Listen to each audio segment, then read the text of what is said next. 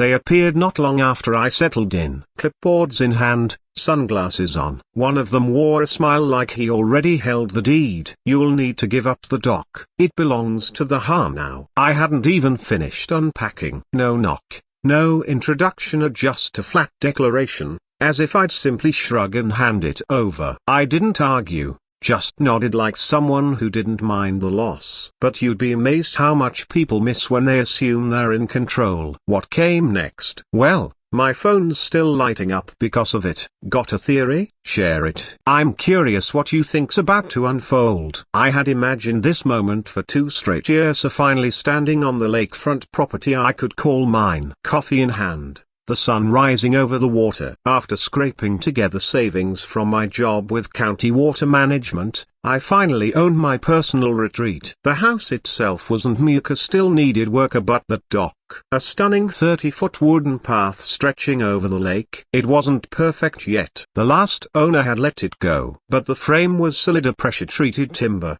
deep-driven pilings. It just needed some care. That first stretch of days, bliss. Every evening after work, I'd throw on old clothes, grab my toolbox, and head to the dock. Sanding down the aged, grey planks, priming and painting them a calm ocean blue like something off a travel brochure. I repaired railings, tightened every bolt I could see, even added small LED lights along the edge. I saw it all so clearly in my mind: morning coffee by the water, lazy afternoons with a fishing rod, or just reading while the lake lapped gently below. It was everything I had worked for: a quiet peace, a space that was mine. Then came the heels crunching dry leaves behind me. I turned and saw a tall blonde woman, around 50 or so, heading my way like she had an agenda. She looked like she'd walked straight off a glossy home magazine page. A pastel pink cardigan, sleek black pants, not a hair out of place. A wicker basket swung from one arm, and it smelled faintly of fresh muffins. Friendly enough on the surface. But the way she glanced at me, then at the dock, then back again, oh, it wasn't friendly. It was calculating, like I was being appraised. "Hello there," she sang out with a tone that felt too rehearsed. "I'm Celeste Morrison, president of the HOA. Welcome to our lovely community." She held out her hand, smile bright but cold. I wiped paint from my palms and shook it. First impressions matter, especially when you're the new face in the neighborhood. She chatted politely, complimenting the house, asking how I was adjusting, offered me a muffin. Typical neighborly chatter, and nothing seemed off, until she turned to the dock. "This community dock looks fantastic after your repairs," she said, motioning toward it like it was common knowledge. "Community dock?" I blinked, confused. Surely, she didn't mean my dock, the one on my deed, on my property. My grip tightened around the coffee mug. "Sorry, what did you just say?" I asked, slowly. "That's my private dock. It's on my land." I said it slowly, as if speaking to someone who might not be grasping the words. Celeste laughed softly, like I had said something adorably wrong. "Oh no, that's not quite right," she replied, in a tone meant for toddlers. "According to our HOA rules, all waterfront structures are shared community assets. It ensures everyone gets fair access and keeps things aesthetically consistent." She fished a photocopied paper out of her purse. One corner was ripped,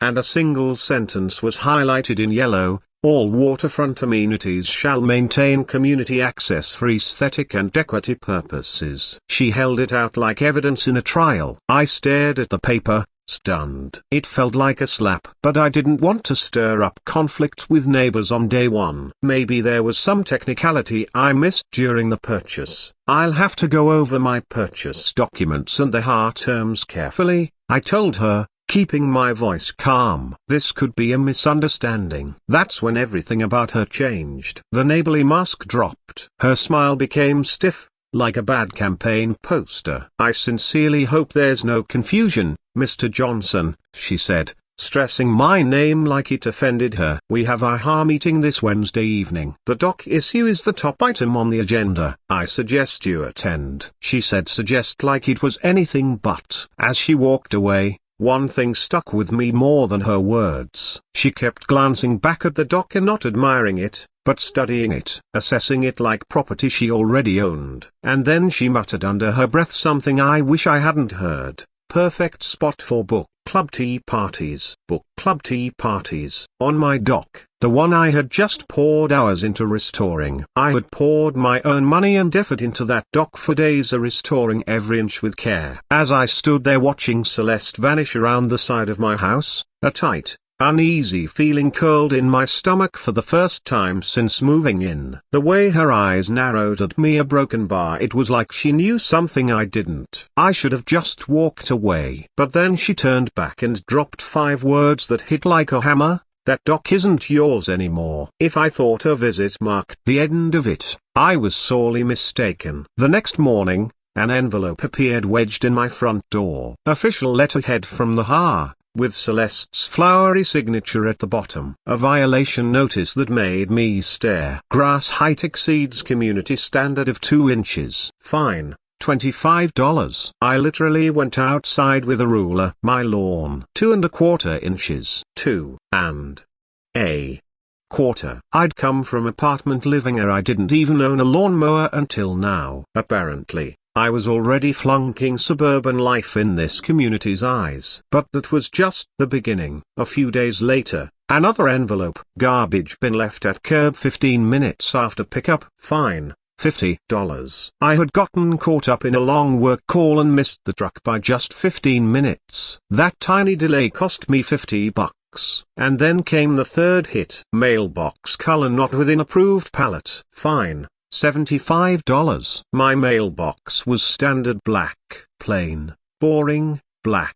Apparently, that was forbidden here. The only acceptable options were forest green, navy, or burgundy. Who knew mailbox colors were a crime? Every one of those notices carried that same elegant, exaggerated signature. And the message was clear. Celeste Morrison ruled her heart with an iron muffin basket. More fines rolled in, each one more ridiculous than the last. My doormat, not the correct shade of brown. My newspaper, left on the driveway too long after delivery. Even the way I parked my car on my own driveway, I violated some bizarre rule about how precisely it had to align with the house. It felt like I was being monitored by people whose full-time job was micromanaging every second of everyone else's lives. Rulers, timers, clipboards. Every day brought a new complaint, a new warning, a new accusation that I was ruining the neighborhood's harmony. I walked into the community center expecting a calm,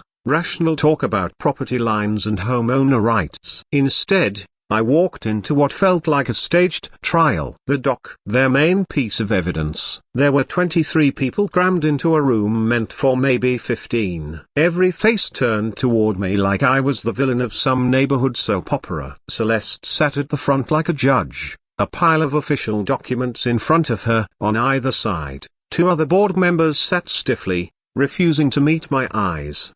The whole event reeked of something pre-planned. Like this had been in motion long before I moved in. Celeste stood with practiced authority. The matter on tonight's agenda, she said, like it was a courtroom drama, is the refusal of our new resident to provide community access to a shared waterfront amenity. Shared amenity. I had owned this property for barely a few weeks, and suddenly my dock was everyone's dock. She held up what looked like architectural diagrams of the neighborhood and circled my lot with a red laser pointer. As you can see, the original layout clearly marked this dock for public use, she claimed. I couldn't read a single word from where I sat, but people around me were nodding like she was reading straight from the gospel. I raised my hand, hoping to clarify. But Celeste cut me off with a wave. We'll begin with comments from impacted residents. The new homeowner may speak afterward. Impacted? The only thing I'd done was restore what was falling apart. One by one,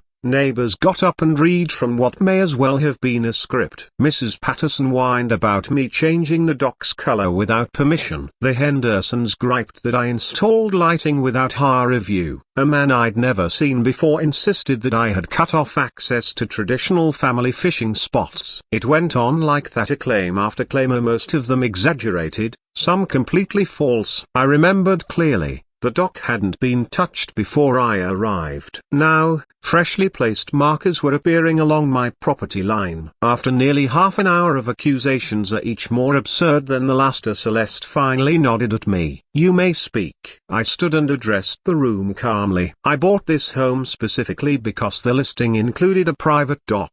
My deed clearly shows the waterfront as part of my property. I've used my own time and resources to improve the structure, and I haven't blocked anything that doesn't belong to me." Whispers broke out across the room. Some heads shook. It was like I'd admitted to something criminal. Celeste leaned forward. Her tone was no longer pleasant. "This community has always accessed the lake from that location," she snapped. "You putting up ropes doesn't change that." Ropes? I hadn't put up any ropes. But I could already see where this was going. A made-up claim, layered on top of manufactured outrage. She wasn't finished. "Also," she continued sharply, "our architectural review committee was not consulted before you made any of your changes. All exterior modifications must be pre-approved according to our standards. I needed advanced written permission just to paint my own dock." The whole thing was starting to feel more like some authoritarian experiment than a neighborhood. Property rights? Apparently not a thing here. What followed was like a textbook example of collective outrage and herd behavior. One resident after another stood up, passionately defending long-standing traditions, vague ideas of community values, and a shared resource mentality that somehow overruled individual ownership. They spoke with reverence about cookouts on the community dock, kids learning to fish from our neighborhood pier, and generations of family memories tied to that exact stretch of wood on my dock. You'd think I'd stolen a historical monument instead of restoring a neglected piece of waterfront attached to my deed. But this wasn't some city landmark, it was part of my property, right outside my back door. Then came the vote. I could see how it was going before anyone even raised a hand. It had already been decided. 18 residents voted in favor of sending me a formal violation notice, requiring I reinstate community access within 7 days. 3 abstained, likely afraid to be seen choosing sides in something that smelled like a setup from the start. 2 voted against it, including one older gentleman who'd spent the whole meeting quietly shaking his head. That same man likely tapped me on the shoulder before he left and whispered, "You're not the first they've tried to push out." Then he turned and walked away, leaving behind more confusion than clarity. On the drive back, the silence in the streets mirrored the storm in my head. I kept replaying the meeting, trying to grasp how owning a dock on my own land had turned into a full-scale community scandal. It was as if my purchase had trampled some kind of unspoken sacred law. But the more I thought about it, the more obvious it became. Their anger wasn't spontaneous. It felt rehearsed, coordinated. Someone had planned this whole crusade against me, and I was beginning to think Celeste wasn't the one pulling all the strings, or at least not alone. When I got back to the house,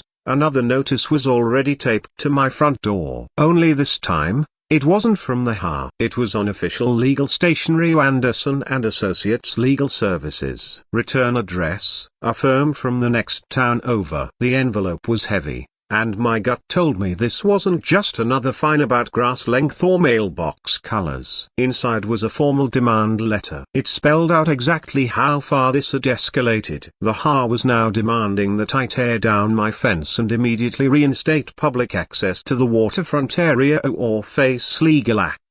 And not just a casual threat. Real numbers were listed. Legal fees starting at $15,000. Court costs ranging between $3,000 to $5,000. And a vague charge called punitive damages for community disruption, which could run up to $10,000. I sat at my kitchen table, reading that letter again and again. All of these are broken bar because I wanted to use the dock on my own land. $40,000. That was the potential cost of standing my ground. For the first time since this all started, I actually felt nervous, not because I thought I was wrong, but because the entire system seemed rigged against me. There was a moment, sitting there, where I seriously considered just giving in. Maybe it wasn't worth it. Maybe I should cut my losses, sell the place, and find somewhere unaware where owning property didn't come with daily punishment. After all, The legal system tends to favor the side with more money, more connections, and more time to fight. I was just one guy who'd saved for 15 years to buy his dream home. But then I looked out the window. There was that docker still standing, still ocean blue, still reaching peacefully into the lake. The water shimmered beneath the sun, calm and inviting. And I knew I wasn't giving this up to a group of bullies who thought they could rewrite ownership with enough pressure. The very next morning, I noticed something that hit me like a punch to the chest. 2 new posts installed overnight had appeared at the waterline, about 10 feet from the edge of my dock. They weren't DIY. These were professionally drilled into the lake. Surveyor flags flapped gently in the breeze, and small laminated tags were attached to each one. They hadn't been there the day before, which meant someone had come onto my property, at night, and carried out installation work without my knowledge or consent. That wasn't just HOA overreach anymore. That was trespassing, plain and simple. And whoever was responsible clearly had money. They were using high-grade surveying equipment,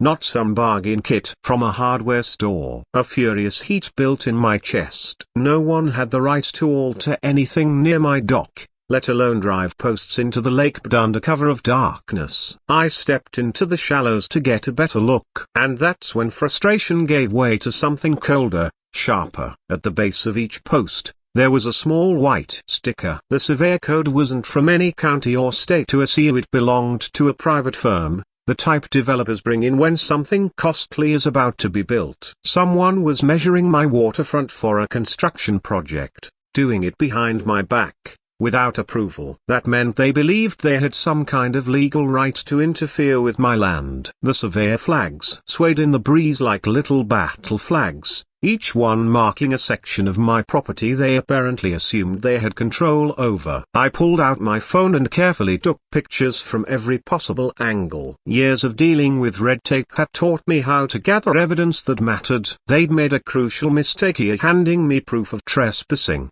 something I could now use legally. If they wanted to take this to the next level, I was more than ready. I was still standing in knee-deep water when I spotted someone across the inlet. A man in a fleece vest was standing on the opposite side, watching me closely. His sunglasses covered his expression, but the clipboard in his hand told me everything. He wasn't out for a morning walk. He was there to observe, silently analyzing how I responded to their secret construction stunt. He'd be back, and I had no doubt our next encounter would be far less polite than any I'd had with Celeste. Back at home, I grabbed the business card Celeste had handed me and called her. She picked up almost instantly, using that overly sweet tone she had during our first interaction. "Good morning, Mark. I was expecting your call," she said. That meant she already knew why I was calling. She knew about the survey markers. "Those were placed by our consulting engineers," she explained quickly, not even waiting for me to bring it up. "We're preparing for community improvements and need accurate measurements." "On my property?" "Without asking?" "That's trespassing, Celeste. I want them gone, now." My voice was firm, but I wasn't interested in being polite anymore. She let out a sigh, as if I was being unreasonable. "They're only temporary, just for measurements," she insisted. "Our engineers need the data to design proper access structures for the community." "Access structures?" I repeated. "You're not authorized to build anything here. This is private land, and I'm not giving permission." That's when her tone shifted. Celeste turned defensive, even accusatory, painting me as selfish for wanting to use my own dock. She claimed I was hurting the neighborhood or preventing families from enjoying lake access they'd had for years. According to her logic, my desire to use what I owned was somehow robbing children of their summer memories. It felt like I was talking to someone from another reality,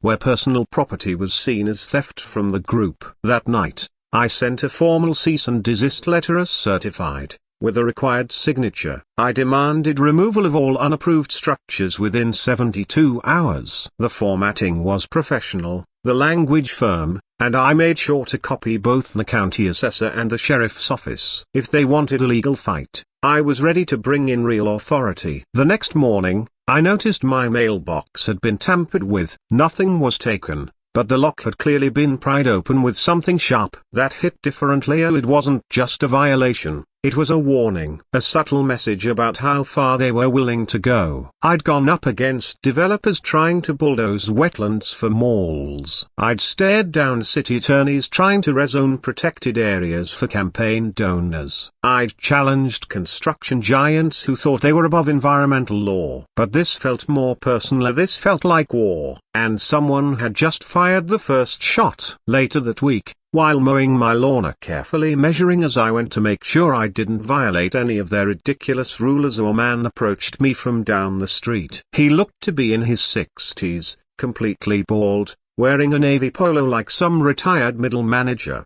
His smile was pleasant enough, but there was something calculating in his eyes. It reminded me of a car salesman gauging how much cash you had in your wallet. "Hey there," he called out. "I'm Gary Wells, HOA Vice President. Heard you're having a bit of trouble adjusting to our community standards." Something about the way he said trouble rubbed me the wrong way, like I was a misbehaving kid who couldn't follow the rules. "I wouldn't say trouble," I replied, keeping things calm. "Just learning how things work around here." Gary gave a knowing nod. Then he launched into a speech about how the neighborhood had run smoothly for over 2 decades. Thanks to clear rules and shared values, and how they planned to keep it that way. While Gary was talking, I couldn't help but notice how often his eyes wandered over to my dock, not with irritation or criticism, but with a kind of greedy fascination, like he was eyeing a slice of cake he planned to steal. He kept flipping through a binder like it held sacred law. One page in particular caught my attention. It had the seal of the company that filed the original dock easement 5 years ago. Clear conflict of interest. Each letter I received afterward hit like a gut punch. The dock was supposedly too exposed. The wood not up to code. The roof line too prominent. By the 5th notice, it wasn't even about regulations anymore. That Sunday, I finally understood what Gary meant when he talked about guidance. I came home from a grocery run to find a complete picnic happening on my dock. A family of 3 with folding chairs, a table, and a Bluetooth speaker blasting music across the lake. Beer cans were perched on the freshly painted railings, chip bags scattered around, and one kid was using my dock lights as if they were monkey bars. I just stood there for a minute, trying to make sense of what I was seeing. These weren't my friends. I'd never seen these people before. "Excuse me," I said, walking toward them, trying to stay calm even though my blood was boiling. "This is private property. I never gave anyone permission to use this dock." The man, who looked to be in his 30s, didn't even bother looking up from his sandwich. "Celeste said it's the community dock," he muttered like I was disturbing his vacation. "She said every resident has the right to enjoy the waterfront amenities." Every resident's right. I'd spent a week fixing the dock with my own money and sweat, and now suddenly everyone had access. I could feel the heat crawling up my neck. That particular fury when someone walks all over something you worked hard for. So, I fixed up this dock just so everyone could use it whenever they felt like it? I asked, voice rising. The woman looked up from her book, her face full of surprise, as if I was being unreasonable. "Don't you believe in sharing?" she said. "We've lived here for years. It's only fair that long-term residents enjoy improvements to community property." Fair. I wanted to ask how fair it was that I bought this home specifically for dock access, but I knew nothing I said would lead to understanding. Once they left, naturally leaving their trash behind, I made up my mind. On Monday after work, I went to the hardware store and bought a compact iron fence, a lock, and a big private property, no trespassing sign. If the hoe wanted to play dirty, I could match them. I spent Tuesday evening installing the fence at the dock's entrance, making absolutely sure it sat well within my own property line. With every bolt I tightened, I felt like I was reclaiming some ground from those who thought they could steamroll the new guy. I didn't say a word. My hands clenched tight around the tools, rage radiating under my skin. I was just finishing the last lock when Gary showed up again. No smile this time, no small talk, just cold intent. "What do you think you're doing?" he asked, voice like ice. "Protecting my property," I replied. not even bothering to look up. Gary circled the fence slowly, hands in his pockets, like he was evaluating it for a purchase. "Finest dock in the neighborhood," he muttered, mostly to himself. "Ideal spot. Great view." Then he looked directly at me, eyes sharp and calculating. "Some people know how to value beautiful things," he said quietly. "Others don't deserve them." That tone told me everything. This wasn't about HOA policy anima rea, it was personal. "You know," Gary continued, "I've been here since this development had only 10 houses. I've seen all kinds of folks move in. Some worthy a broken bar and some not." The way he said unworthy while glaring at my house made it painfully clear which group he thought I belonged to. I opened my mouth to respond, but he turned and walked away, leaving behind more questions than answers. What exactly had I gotten myself into by moving here? I didn't go back inside right away. I stayed there, listening to the sound of his footsteps fade, committing it to memory. The next morning, I got an email from Celeste that left no doubt: unauthorized construction violation. Remove structure within 24 hours or the HOA will take stronger action. I reread the message 3 times, trying to figure out what stronger action meant. Then I glanced out the kitchen window and there was Gary, standing right on the sidewalk, staring straight at my house. He wasn't hiding it. He wanted me to see him. That's when it hit me. I wasn't just dealing with a power-hungry HOA board anymore. These people had already made up their minds. They wanted me out. I'd gone up against politicians, union leaders, and corporate developers before. I knew what a bluff looked like. Gary, he wasn't bluffing. And tomorrow, the surveyors would be back again. The community center was filled beyond capacity, more packed than I had ever seen it. This wasn't just your average home meeting anymore. The place was packed with people I'd never seen before. Our neighbors who usually couldn't care less about routine meetings were now present in full force. Celeste had declared this gathering would finally settle the dock issue for good, promising irrefutable legal evidence. Apparently, that claim was enough to draw a crowd. Gary was seated beside her at the main table, an expensive-looking briefcase set conspicuously next to him like he'd held something sacred.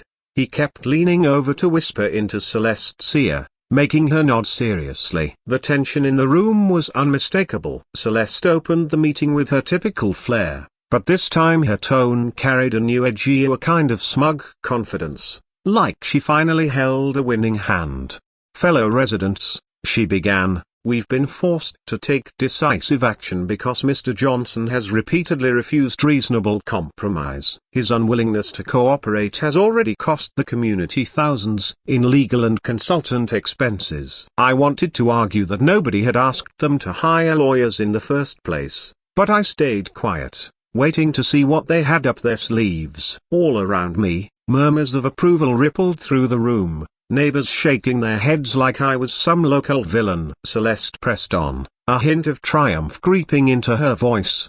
"We've uncovered documentation that resolves this matter conclusively. This isn't just about HOA guidelines anymore. This is about legally binding agreements that existed before Mr. Johnson ever owned the property." She paused dramatically. Gary, playing the moment for all it was worth, reached for his briefcase as though revealing crown jewels. The whole room leaned forward in anticipation, and I'll admit, I felt a twinge of nervousness myself. Gary rose slowly, milking the moment. He opened the briefcase with a flourish and removed a single document encased in a plastic sleeve. The paper inside yellowed to suggest age.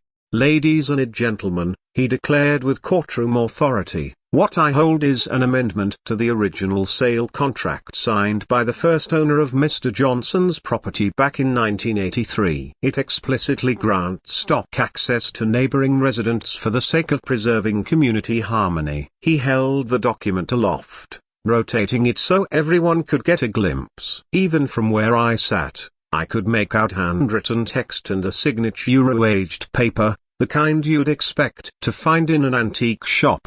The original owner agreed, Gary Reed, to allow reasonable shared access to the boat dock, understanding this would improve property values across the neighborhood.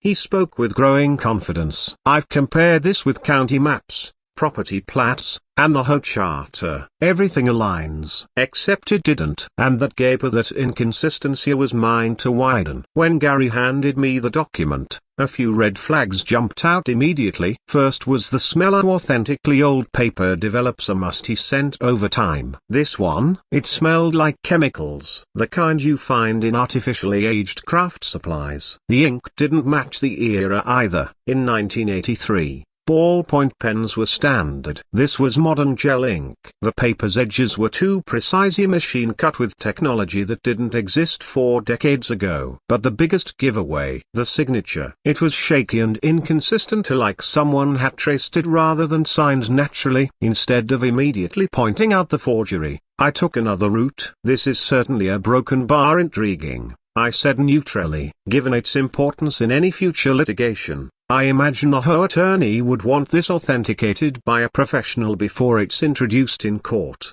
I caught the flash of doubt in Gary's expression. Just a flicker, but it was there. Authenticated? He repeated, his voice tight. Of course, I nodded. When you're using historical documents to challenge property rights, it's standard to have a forensic document examiner verify the age of the paper, the ink composition, and the handwriting. Takes 2 or 3 weeks. Costs around $2,000. But it's necessary for legal credibility. Gary's firm had filed easements under a defunct LLC. Worse, 2 of the coordinates in their claim spilled into state-managed waters, which gave me the upper hand. The room fell quiet. People were now turning their heads back and forth between Gary and me like a tennis match. Celeste looked confused, genuinely confused, which told me she hadn't known the full story. Gary, she said slowly, you didn't say anything about authentication. Shouldn't we have done that already if this is going to court? Beads of sweat had formed on Gary's forehead. Well, I mean, it's obviously authentic, he stammered. Just look at the aging, the inker. But his voice didn't carry the same strength it had before. Actually, I continued, when you're making legal claims with historical documents, professional authentication isn't optional, it's required. I leaned forward slightly. Tell you what, since this might resolve everything once and for all, I'll personally cover the cost of authentication. We can send it to a certified forensic examiner in the state capital first thing tomorrow. I'd set the trap, and Gary had just stepped into it. That won't be necessary, Gary snapped, instantly realizing how defensive he sounded and trying to walk it back. For a fleeting moment, I questioned whether I was becoming what I once prosecuted as someone twisting documents into weapons. But then I remembered Celeste's smug grin that first day on my dock. Gary's forged paper had just turned into his downfall, and everyone present could see it unraveling. The meeting quickly descended into chaos. Celeste hastily announced a recess while neighbors trickled out in confused groups, whispering furiously about forgery and potential legal consequences. But the real showdown didn't happen in that room. It came later, in the parking lot, where Gary cornered me with over a decade of pent-up fury finally erupting. So clever with your expert analysis, he sneered, his expression full of hatred. You have no idea what you've started. I looked at the man who had harassed me for weeks, realizing this had long since stopped being about HOA rules. This was personal now, a vendetta that made him far more dangerous than any angry neighbor had a right to be. I wasn't overreacting anymore. I was finally responding the way I should have from the beginning. By nightfall, I had staked orange markers along the true boundary line, installed motion-activated lights along the dock trail, and filed 3 legal injunctions as civil, environmental, and county. The next morning, the HOA was hosting a community picnic by the lake. I planned to attend with court documents, survey markers, and a drone camera. Gary's document scandal had shaken the neighborhood like a thunderclap. Within days, people were approaching me with stories I'd never heard, or accounts of Gary's past that revealed a pattern of intimidation and bullying that stretched back decades.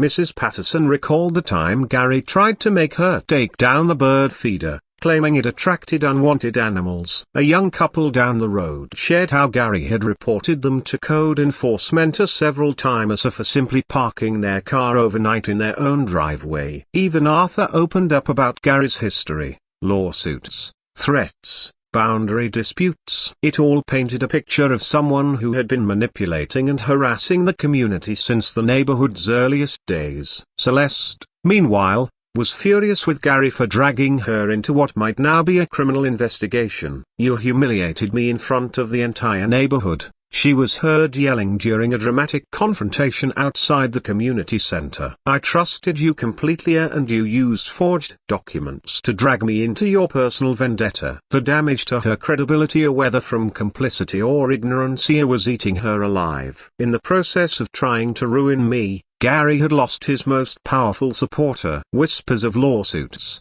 fraud, and leadership corruption rippled through the community. But I wasn't interested in basking in Gary's downfall. I wanted the conflict to end for good. I'd spent long enough playing defense. That weekend, I went to the county planning office with a specific goal. If Gary wanted to play games with forged paperwork, I was going to show him what real records looked like. I spent both Saturday and Sunday mornings in a dusty basement archive, flipping through original development documents most people didn't even know existed. The clerks eyed me curiously, probably wondering why anyone would choose to spend a weekend buried in 40-year-old records. In a filing cabinet labeled Lakeshore Development 1982, I found exactly what I was looking for. The original agreement between Lakeshore Properties Incorporated and the County Planning Commission included a clause that made my pulse race with excitement. In order to get approval for dense residential construction near a protected lake, the developers had agreed to a major concession, a 15-foot-wide easement stretching across the entire lakefront, deeded to the county for public water access and environmental maintenance. 15 feet of shore-linear land that everyone had believed was private air actually belonged to the county. That changed everything. Let me explain just how much this flipped the entire situation. No privately owned lot in the neighborhood technically touched the lake. That 15-foot strip belonged to the county government. Any structures built there required official county permits. The Ho's prized beach area was, in fact, an illegal encroachment on government land. And my dock. It was the only legal waterfront structure in the entire neighborhood built with proper county approval, within the public easement, and authorized under my formal responsibilities. Every BBQ, volleyball match, or lakeside event the Ho had hosted on that beach had technically been trespassing. When I later arranged a private meeting with Celeste to explain what I had discovered, the weight of it all finally broke her. The past few weeks had taken a visible toll on her, and the disgrace from the forged document fiasco finally pushed her over the edge. "I never wanted any of this," she wept, mascara streaking her face in dark lines. "Gary convinced me you were out to destroy the harmony of our neighborhood, or that we had to take drastic steps to protect community values. He had painted me as some kind of disruptive force, the root of chaos and falling property values." The personal fallout was unbearable for her. Her husband was furious at the potential legal mess, and her grown children were humiliated by the media attention. "He only told me about that document a few hours before the meeting," she continued, dabbing her eyes with tissues I had slid across the table. "He said the previous owner's family had confirmed it was legitimate, that it would finally put an end to everything." She regretted not questioning it further, not insisting on proper validation. But Gary had sounded so sure, and she had been too scared to lose credibility in her position. She explained how Gary had slowly taken over her operations, using his background in construction to convince her that he was more knowledgeable about legal documents than anyone else. What she hadn't realized was that Gary had been manipulating her from the start, using her need for respect and validation as a cover for his obsession with getting back at me. With this information in hand, I submitted an official complaint in my role as the county's water management supervisor. It detailed illegal encroachments on county property. The notice that followed bore the county seal and was backed by real authority. Official notice: unlawful use of county land. All structures within the 15-foot easement must be removed within 30 days. Failure to comply will result in county-mandated removal, fines up to $10,000 per structure, and daily penalties of $500 until full compliance is achieved.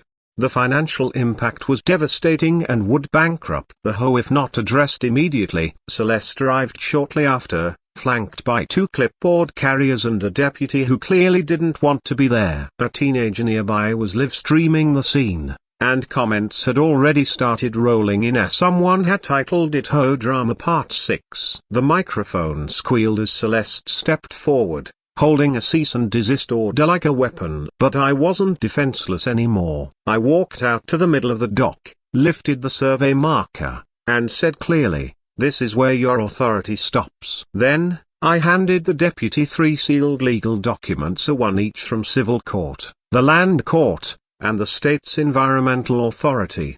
The murmurs grew louder. A woman near the front let out a gasp, followed by a single, sharp clap. Another voice rang out from the crowd, "We trusted you, Gary." As the deputy turned to escort Gary away, Celeste slowly began stepping back, realizing too late that the cameras were still capturing every moment.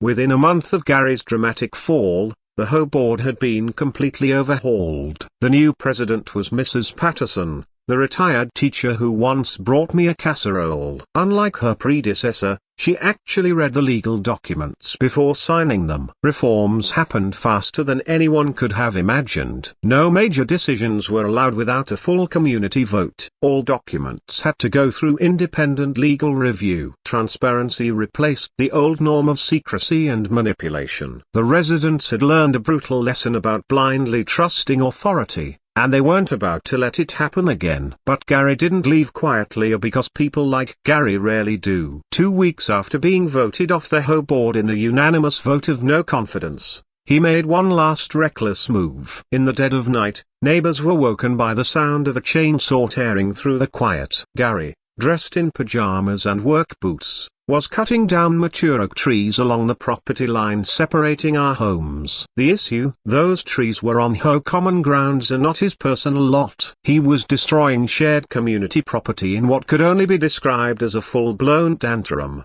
His final act of revenge against the neighborhood that had turned on him. The police showed up fast. Multiple 911 calls had come in all at once. Gary was arrested on the spot for destruction of community assets, trespassing, and disturbing the peace. He was still clutching the chainsaw, yelling about property rights and a decade and a half of injustice. The cost to replace the damaged trees was estimated at $15,000 money Gary no longer had after exhausting his savings on legal battles and counterfeit papers. Watching him get cuffed on his driveway while wood chips blew into the street felt like the closing scene of a film where the villain finally gets what's coming to him.